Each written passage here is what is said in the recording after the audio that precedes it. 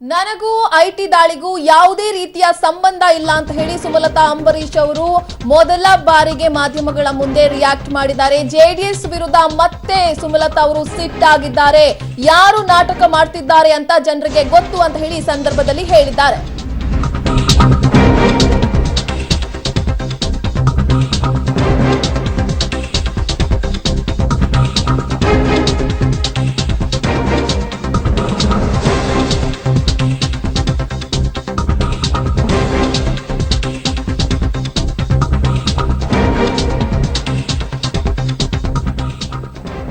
ದಾಳಿಗೆ ಪೂರ್ವ ಸಿದ್ಧತೆಗಳು ನಡೆದಿರುತ್ತೆ. ದಿನ ಬೆಳಗಾಗೋದ್ರೊಳಗೇನು ಐಟಿ ಅಧಿಕಾರಿಗಳು ದಾಳಿ ಮಾಡೋದಕ್ಕೆ ಸಾಧ್ಯ ಇಲ್ಲ. ನಾನು ಹೇಳಿದ ತಕ್ಷಣ ಐಟಿ ದಾಳಿ ನಡೆದೇ ಬಿಡುತ್ತಾ? ನನ್ನನ್ನ ಈ ರೀತಿ ಹೊಗಳಿದ ಜೆಡಿಎಸ್ಗೆ ಧನ್ಯವಾದಗಳು. ನಾನು ಬರೀ ಅಭ್ಯರ್ಥಿ ಅಷ್ಟೇ.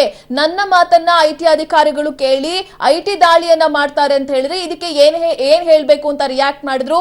ಜೊತೆಗೆ ಸಿಎಸ್ ಪುಟ್ಟರಾಜು ಅವರ ಮೇಲೆ ಕೂಡ ಗರಂ ಆಗಿದ್ದಾರೆ. ನೀವು ಅಂಬರೀಶ್ ಕುಟುಂಬದವರ ಬಗ್ಗೆ ಮಾತನಾಡುವಂತ ಸಂದರ್ಭದಲ್ಲಿ ಒಂದು ಕ್ಷಣ ಕಣ್ಣು ಮುಚ್ಚಿ ಯೋಚನೆ ಮಾಡಿ ನಂತರದಲ್ಲಿ ಮಾತನಾಡಿ. ನಿಮಗೂ ನಮ್ಮ ಕುಟುಂಬದವರಿಗೂ ಯಾವ ರೀತಿಯ ಸಂಬಂಧ ಇತ್ತು ಅದನ್ನ ನೀವು ಮೊದಲು ನೆನಪಿಸಿಕೊಳ್ಳಿ ಅಂತ ಕೂಡ ಈ ಸಂದರ್ಭದಲ್ಲಿ ಹೇಳಿಕೆಯನ್ನ ಕೊಟ್ಟಿದ್ದಾರೆ. ಐಟಿ ರೇಡ್ಗೂ ಒಂದು ಇಂಡಿವಿಜುವಲ್, ನಾನು I am just an MP candidate. ಸದ್ಯಕ್ಕೆ ನನಗೆ ಯಾವ ರೀತಿಯ ಸಂಬಂಧ ಇದೆ ಇದನ್ನು ಅವರು ರಾಜಕೀಯವಾಗಿ ಬಳಸ್ಕೊಳ್ಳೋಕ್ಕೆ ಮಂಡ್ಯದಲ್ಲಿ ಈ ರೀತಿ ಏನಾದರೂ ನಾವು ಸಿಂಪತಿ ಈಗ ಅಷ್ಟೇ ಸಿಂಪತಿ ಏನೂ ಬರ್ತಾ ಇಲ್ಲ ಜನಕ್ಕೆ. ಅವ್ರು ಆಡಿರೋ ಮಾತುಗಳನ್ನ ಕೇಳಿ ಜನ ತುಂಬ ಬೇಜಾರಾಗಿಬಿಟ್ಟಿದ್ದಾರೆ, ನೊಂದ್ಕೊಂಡಿದ್ದಾರೆ. ನನ್ನ ಬಗ್ಗೆ ಆಗಲಿ, ಅಂಬರೀಷ್ ಅವ್ರ ಬಗ್ಗೆ ಆಗಲಿ, ದರ್ಶನ್ ಯಶ್ ಬಗ್ಗೆ ಆಗಲಿ, ಅವ್ರು ಮಾತಾಡಿರೋ ಮಾತುಗಳಿದೆಯಲ್ಲ ಅದರಿಂದ ರಿಕವರ್ ಮಾಡೋದು ಅವ್ರಿಗೆ ತುಂಬ ಕಷ್ಟ ಅಂತ ಗೊತ್ತಾಗಿದೆ. ಹಾಗಾಗಿ ಈಗ ಯಾವ ಇಶ್ಯೂನ ಲಿಂಕ್ ಮಾಡ್ತಿದ್ದಾರೆ ನೋಡಿ. IT ಅನ್ನೋದು ಸೆಂಟ್ರಲ್ ಡಿಪಾರ್ಟ್ಮೆಂಟು. ಈಗಾಗಲೇ ಅವ್ರ ಶಾಸಕರು ಮೊನ್ನೆ ಒಂದು ಬೆದರಿಕೆ ಹಾಕಿಲ್ವಾ? ಏನಂತ ಹಾಕಿದ್ರು? ದರ್ಶನ್ ಯಶು ಸಿನಿಮಾದವರು ಮರ್ಯಾದೆಯಿಂದ ಮನೆಯಲ್ಲಿ ಇಲ್ಲ ಅಂದರೆ ನಾವು ಎಲ್ಲ ತನಿಖೆ ಮಾಡಿಸ್ತೀವಿ ಅಂತ. ಸೊ ಈ ರೀತಿಯ ರಾಜಕಾರಣ ಅವ್ರಿಗೆ ಬಿಟ್ಟಿದ್ದು. ನಾನೇನು ಅಧಿಕಾರದಲ್ಲಿಲ್ಲ, ನನಗೆ ಯಾವ ಪೊಸಿಷನೂ ಇಲ್ಲ. ಈ ರೀತಿ ಒಂದು IT ಕನೆಕ್ಷನ್ಸು ನನಗೆ ನಿಜವಾಗ್ಲೂ ಇಲ್ಲ. ಉದ್ದೇಶಪೂರ್ವಕವಾಗಿ ರಾಜಕಾರಣಕ್ಕೋಸ್ಕರವಾಗಿ ಮಾಡಿದ್ದಾರೆ ಅದು ಆ ಥರ ಅವ್ರಿಗೆ ಅನಿಸಿದ್ರೆ let them take it up with the central government. ಯಾರ ಬಗ್ಗೆ ಅವರ ಆರೋಪ, ಯಾರ ಬಗ್ಗೆ ಅವ್ರಿಗೆ ಅನುಮಾನ ಇದೆಯೋ ಅವ್ರ ಬಗ್ಗೆ ಮಾತಾಡಲಿ. ಪುಟ್ಟರಾಜು ಅವ್ರಿಗೆ ಒಂದೇ ನಾನು ಹೇಳೋಕ್ಕೆ ಇಷ್ಟಪಡ್ತೀನಿ, ಅವ್ರ ಬಗ್ಗೆ ತುಂಬ ಗೌರವ ಇಟ್ಕೊಂಡು ನಾನು ಇಷ್ಟು ದಿನ ಅವ್ರ ಬಗ್ಗೆ ನಾನು ಎಲ್ಲೂ ಪ್ರಸ್ತಾಪ ಮಾಡಿಲ್ಲ. ಅವ್ರನ್ನ ಟಾರ್ಗೆಟ್ ಮಾಡಿ ನಾನು ಏನೇನೂ ಹೇಳಲಿಲ್ಲ. ನಾನು ನನ್ನ ಕ್ಯಾಂಪೇನ್ ಏನಿದೆ, ನಾನೇನು ಹೇಳಬೇಕು ನನ್ನ ಜನಕ್ಕೆ ನಾನು ಹೇಳ್ಕೊಂಡು ಹೋಗ್ತಾಯಿದ್ದೀನಿ. ಅವರು ಇವತ್ತು ಒಂದು ಮಾತನ್ನ ಆಡಿದ್ದಾರೆ, ನಾನು ನೋಡಿದ್ದೀನಿ TV ಯಲ್ಲಿ. ಏನಾದರೂ ನನ್ನ ಬಗ್ಗೆ ಮಾತಾಡೋಕ್ಕೆ ಮೊದಲು ಪುಟ್ಟರಾಜ್ ಅವರೇ ಒಂದೇ ಒಂದು ನಿಮಿಷ ಕಣ್ಣು ಮುಚ್ಕೊಂಡು ಅಂಬರೀಷ್ ಅವ್ರನ್ನ ನೆನೆಸ್ಕೊಳ್ಳಿ. ನಿಮ್ಮ ಸಂಬಂಧ ಏನಿತ್ತು ಒಂದೇ ಒಂದು ನಿಮಿಷ ಮನಸ್ಸಾಕ್ಷಿ ಅನ್ನೋದು ಇದ್ದರೆ ನಿಮಗೆ ಎಲ್ಲಾದರೂ ಇನ್ನೂ ಆ ಮನಸ್ಸಾಕ್ಷಿ ಬದುಕಿದ್ರೆ ನೀವು ನೆನೆಸ್ಕೊಳ್ಳಿ. ಈಗ ನಿಮ್ಗೆ ಅಧಿಕಾರ ಇದೆ, ನಿಮ್ಮ ಪಕ್ಷದ ಪರವಾಗಿ ನೀವು ಮಾತಾಡಬೇಕು, ಪ್ರಚಾರ ಮಾಡಬೇಕು, ಸಂತೋಷ. ನನಗೆ ಅದರಲ್ಲೇನು ಅಭ್ಯಂತರ ಇಲ್ಲ, ಬೇಜಾರು ಇಲ್ಲ. ಆದರೆ ಅಂಬರೀಷ್ ಅವರ ಕುಟುಂಬದ ಬಗ್ಗೆ ನೀವು ಒಂದು ಮಾತಾಡೋದು ದೇವರು ಒಪ್ಪಲ್ಲ.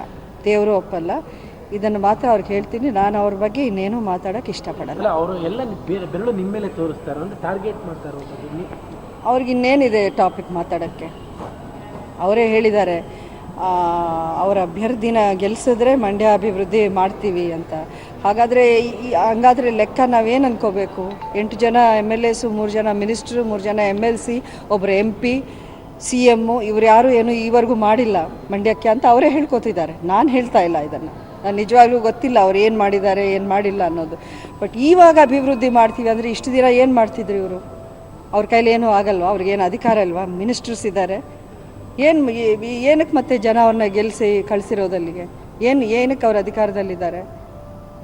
ಇದನ್ನು ಅವರು ಅರ್ಥ ಮಾಡ್ಕೋಬೇಕು. ಇಡಿ ಪ್ರಾಬ್ಲಮ್ ಇರೋದು ಯಾರಿಗಿದೆ ಇಡಿ ಪ್ರಾಬ್ಲಮ್? ಮೊನ್ನೆ ಅಷ್ಟೇ ಏನೋ 75 crores ವರ್ತ್ ಪ್ರಾಪರ್ಟಿನ ಇದು ಮಾಡಿದ್ದಾರೆ. ಸೊ ಇಡಿ ಪ್ರಾಬ್ಲಮ್ ಯಾರಿಗಿದೆ ಅವ್ರ ಬಗ್ಗೆ ನಾನು ಹೇಳಿರೋದು. ಇದನ್ನು ಬೇರೆಯವ್ರಿಗೆ ಯಾರ್ಯಾರಿಗೆ ಎಷ್ಟೆಷ್ಟಿದೆ ನನಗೆ ಗೊತ್ತಿಲ್ಲ. ನಿಮ್ಮ ಆ ಮಾತಿನ ಲಿಂಕು ಇವತ್ತಿನ ದಾಳಿ ಅಲ್ಲ, DK ಶಿವಕುಮಾರ್ ಅವ್ರಿಗೆ ಇಡಿ ಪ್ರಾಬ್ಲಮ್ ಅಥವಾ ಇನ್ಕಮ್ ಟ್ಯಾಕ್ಸ್ ಇಶ್ಯೂಸ್ ಇವತ್ತಿಂದಲ್ವಲ್ಲ, ಎಷ್ಟು ವರ್ಷಗಳಿಂದ ನಡೀತಾ ಇದೆ ಕೇಸ್ಗಳು ಅವ್ರದ್ದು. ಇದು ಅವ್ರ ಪ್ರಸ್ತಾಪ ಬಂದಾಗ ನಾನು ಹೇಳಿದ್ದು. ಈ ವಿಷಯ. ಯಾಕೆಂದರೆ ಅವರೊಂದಷ್ಟು ಕಮೆಂಟ್ಸ್ ಮಾಡಿದ್ರಲ್ಲ, ಅದಕ್ಕೆ ಒಂದು ಪ್ರತಿಕ್ರಿಯೆಯಾಗಿ ನಾನು ಅದನ್ನು ಹೇಳಿದ್ದು. ಕೇಂದ್ರ means it is a central agency, ಅದು IT ಅನ್ನೋದು. ನಾವೇನು ಹೇಳೋಕ್ಕೆ ಅಲ್ಲಿ ಆಗಲ್ಲ, ಅದು ಆಲ್ ಪವರ್ಫುಲ್ ಏಜೆನ್ಸಿ ಅದು. ನಾನು after all I am MP candidate. ನನಗೆ ಯಾವ ರೀತಿಯ ಪವರ್ ಇರುತ್ತೆ? ಈ ಥರ ತುಂಬ ಸಂತೋಷ. ನನ್ನ ಅಷ್ಟು ಉನ್ನತ ಒಂದು ಮಟ್ಟಕ್ಕೆ ಅವರು ನಿಲ್ಲಿಸಿ ಮಾತಾಡ್ತಿದ್ದಾರಲ್ಲ, ತುಂಬ ಸಂತೋಷ ಆಯಿತು ಕೇಳಿ ನನಗೆ. ಈಗ ಯಾವ ರೀತಿಯ ಸಿಂಪತಿ ಜನರಿಗೆ ಅವ್ರ ಮೇಲೆ ಇಲ್ಲ ಅನ್ನೋ ವಿಷಯ ಅವ್ರಿಗೆ ಚೆನ್ನಾಗಿ ಗೊತ್ತಾಗ್ಬಿಟ್ಟಿದೆ. ಸೊ ಈ ಇಶ್ಯೂ ಇವತ್ತಿಂದ ಮಾಡಿಕೊಂಡು ಹೊರಡ್ತಾರೆ ಗ್ಯಾರಂಟಿ. ಅದನ್ನು ಏನೋ ನಾನು ಇದನ್ನು ಮಾಡಿಸಿದ್ದೀನಿ, ಇದರಿಂದ ನನ್ನ ಕಾರ್ಯಕರ್ತರೆಲ್ಲ ಏನೋ ಕೋಪಕ್ಕೆ ಪ್ರತಿಭಟನೆ ಮಾಡಿ ಅಲ್ಲೂ ಇಲ್ಲಿ ಏನೋ ಈ ಥರದ್ದು ಒಂದು ಸ್ಟ್ರಾಟಜಿ ಅವರು ಮಾಡ್ಕೊಂಡು ಬರ್ತಾರೆ 100%. ನೋಡೋಣ ಜನ ಇದನ್ನು ಹೇಗೆ ರಿಸೀವ್ ಮಾಡ್ತಾರೆ, ಹೇಗೆ ನಂಬ್ತಾರೆ ಅನ್ನೋದು ನನಗೂ ಗೊತ್ತಿದೆ. ಅವ್ರ ಪಾಟಿಗೆ ಅವ್ರು ಮಾಡ್ಕೊಂಡು ಹೋಗಲಿ, ನನ್ನ ಪಾಟಿಗೆ ನಾನು ಮಾಡ್ಕೊಂಡು ಹೋಗ್ತೀನಿ. ಮೇಡಮ್, ಪಟ್ಟುಗಳು ಅರ್ಥ ಆಗ್ತಾ ಇದೆಯಾ ಮೇಡಮ್? ನಿಮಗೂ ಪಟ್ಟುಗಳು ಅರ್ಥ ಆಗ್ತಾ ಇದೆ? ಅಲ್ಲ, ರಾಜಕೀಯದ ಸ್ಟ್ರಾಟಜಿ ಇದರಲ್ಲಿ ದೊಡ್ಡ ಏನೋ ನಮಗೆ ಅರ್ಥ ಆಗದಿರೋಂಥ ಮಿಸ್ಟ್ರಿ ಏನಿಲ್ಲ. ಜನಕ್ಕೆ ಅರ್ಥ ಆಗ್ತಿದೆ, ನನಗೆ ಬಿಟ್ಬಿಡಿ. I am Ambareesh's wife. ಅವ್ರ ಜೊತೆಯಲ್ಲಿ 25 ವರ್ಷ ನಾನು ರಾಜಕಾರಣನ ಫಾಲೋ ಮಾಡ್ಕೊಂಡು ಬಂದಿದ್ದೀನಿ. ಅವರು ಯಾವತ್ತೂ ಈ ರೀತಿಯ ರಾಜಕಾರಣ ಮಾಡಿಲ್ಲ, ಯಾವತ್ತೂ ಮಾಡಿಲ್ಲ. ನಮ್ಗೆ ಅಭ್ಯಾಸ ಇಲ್ಲ ಈ ರೀತಿಯ ರಾಜಕಾರಣ, ಅದು ಕುತಂತ್ರ ಮಾಡೋದು. ಈಗ ನನ್ನ ಹೆಸರಲ್ಲಿ 3 ಜನರು ಹಾಕ್ತಾರೆ, ನಾನು ಹಾಕ್ಬೋದಾಗಿತ್ತಲ್ಲ. 9 ಜನ ನಿಖಿಲ್ ಅಂತ ನಾನು ಯಾರು ತಡೀತಾ ಇದ್ರು? ನನಗೆ ಸಜೆಸ್ಟ್ ಮಾಡಿದರು.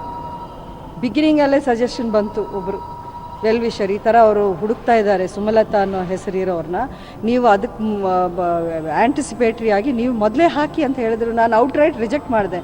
I want a straight fight. I don't want this ಈ ಥರ ಒಂದು ಕುತಂತ್ರ, ಬ್ಯಾಕ್ ಡೋರು, ಒಂದು ಕೀಳ್ಮಟ್ಟದ ಮಾತುಗಳು, ಇದೆಲ್ಲ ನಾನು ಅವ್ರಿಗೆ ಬಿಟ್ಬಿಡ್ತೀನಿ. ಮಾಡ್ಕೊಂಡು ಹೋಗಲಿ ಅವರು.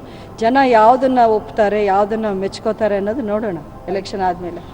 ಏನು ಪ್ಲ್ಯಾನ್ ಅವ್ರು ಮಾಡ್ಕೋತಾರೆ, ಏನು ಸ್ಟ್ರಾಟಜಿ ಅವ್ರು ಮಾಡ್ತಾರೆ, ಅವ್ರಿಗೆ ಬಿಟ್ಟಿದ್ದು. ನಾನು ನಿಜವಾಗ್ಲೂ ತಲೆ ಕೆಡಿಸ್ಕೊಳ್ಳಲ್ಲ ಇದ್ರ ಬಗ್ಗೆ.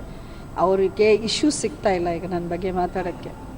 ಇಶ್ಯೂಸೇ ಇಲ್ಲ. ಯಾಕಂದರೆ ಅಭಿವೃದ್ಧಿ ಬಗ್ಗೆ ಮಾತಾಡೋದಾದರೆ ಅವ್ರೇನು ಹೇಳ್ತಾರೆ, ಇವ್ರನ್ನ ನಿಲ್ಲಿಸಿ ಗೆಲ್ಲಿಸಿದ್ರೆ ನಿಮ್ಗೆ ಜಿಲ್ಲೆ ಅಭಿವೃದ್ಧಿ ಆಗುತ್ತೆ. ಅಂದರೆ ನಾವೇನು ಮಾಡಿದ್ವಿ ಅಂತ ಹೇಳ್ತಾ ಇಲ್ಲ ಅವರು ಈವರೆಗೂ. ಅದನ್ನು ಇಟ್ಕೊಂಡು ಅವ್ರು ಮಾತಾಡ್ತಾ ಇಲ್ಲ.